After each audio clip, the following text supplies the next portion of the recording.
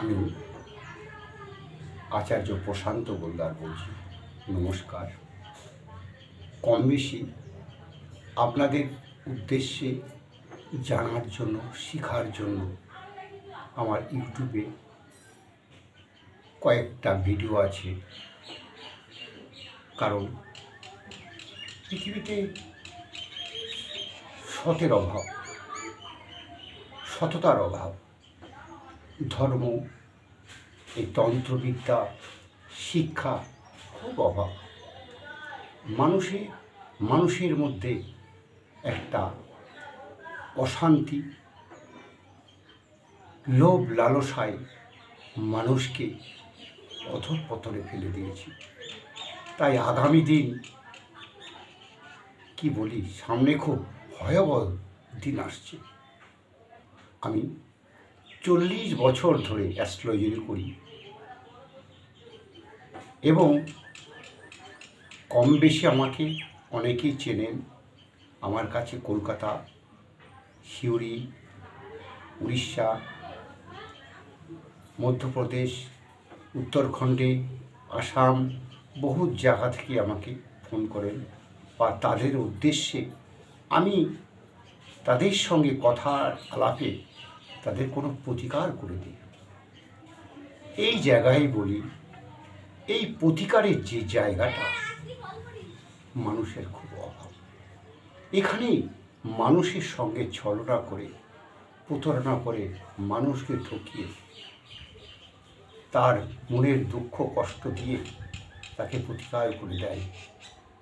এখানেই আমার দ্বিমত।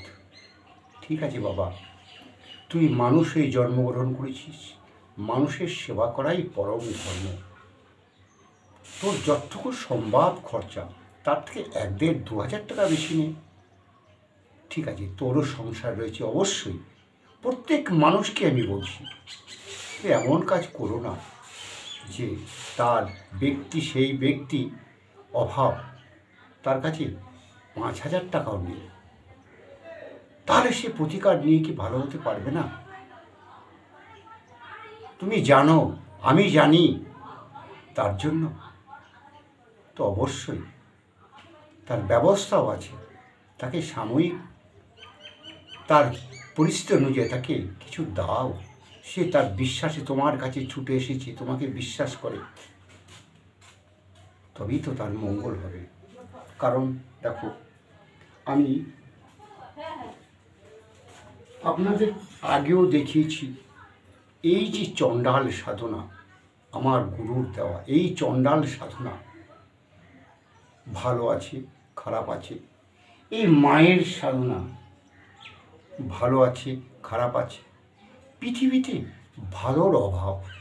তাই এই সাধনা নিয়ে যারা এই মা চণ্ডালের সাধনা করে অনেকে অনেক কিছু করতে পারে, শূন্যে ভেসে যেতে পারে, ভূতের পিঠে উড়ে চলে যেতে পারে সাধনার মার্গ। যে যেমন সাধনায় লিপ্ত হয় তেমনি তার সাধনা। যাই হোক, আমি আগে পরে বিস্তারিত দেখিয়েছি, তবু আমি বলি, সাধনা হচ্ছে ভক্তির জায়গায়। আমি মন প্রাণ দিয়ে যতই ডাকবো তাকে, সে ততই আমার কাছে আসবে। এই অদৃশ্য দেখা যায় না, এই খালি চোখে দেখা যায় না, এই দিব্য চোখে তাকে জ্ঞান অর্জন করে করে করে করে পাওয়ার তৈরি করে তবেই তার দর্শন সামনে আসে। এগুলো সাধনা। সাধনা পৃথিবীতে সব থেকে যদি কঠিনতম হয়, সেই হচ্ছে এই সাধনা। তাই মানুষ, অসহায় ব্যক্তি যারা, তাদের কেউ না থাকলে ভগবান তো আছে, তাদের অবশ্যই মঙ্গল করবে।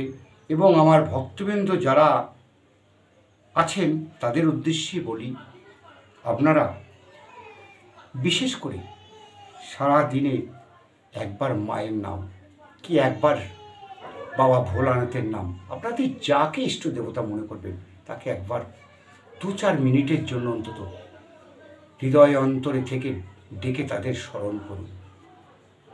আর কোথাও কোনো ব্যক্তি অসহায় অবস্থায় পড়ে আছো, অনেক জায়গায় প্রতারণা হয়েছ, কার্যকারী হচ্ছে না।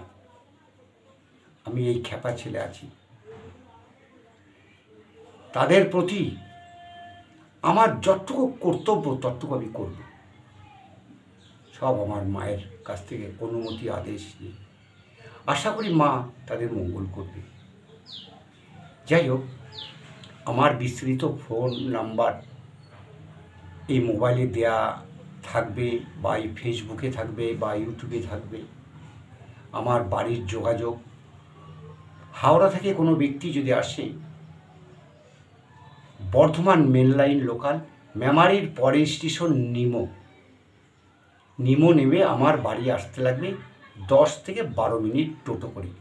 মহেশডাঙ্গা ক্যাম্প, এটা মাথায় রাখবেন। আর আমি আপনাদের প্রত্যেককে বলবো, দেখুন, মানুষের বেঁচে থাকতে গেলে সবই প্রয়োজন। আনন্দ, ফুর্তি, হাসি, খুশি, রহস্যময় সবই দরকার।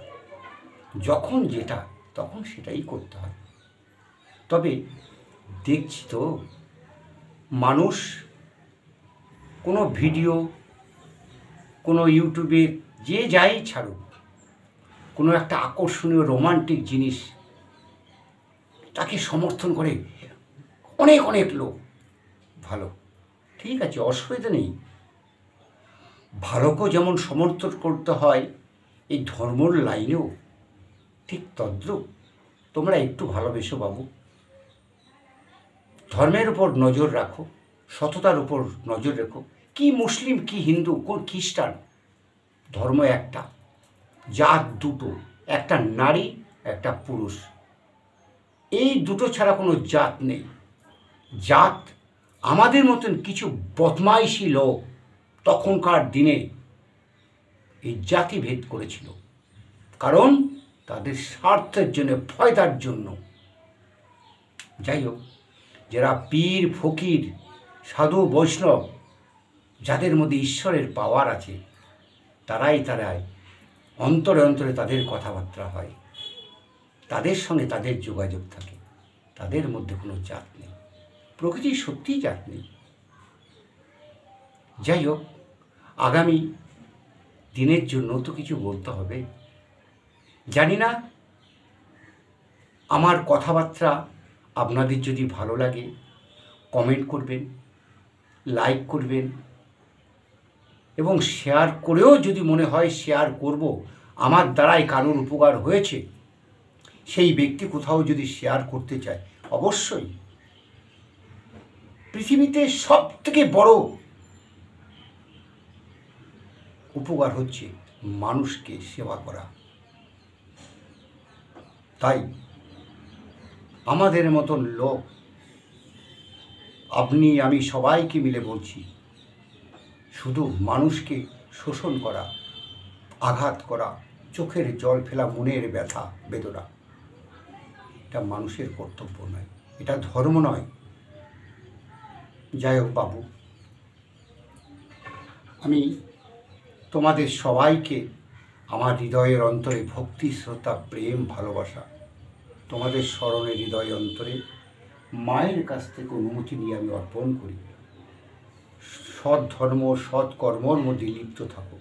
কথা দিলাম, সাময়িক বিপদ এলেও তোমরা ভালো থাকবে, তোমাদের পরিবার, সন্তান সবাইকে নিয়ে ভালো থাকবে। জানি না আমার কথা কারুর ভালো লাগতে পারে, নাও লাগতে পারে।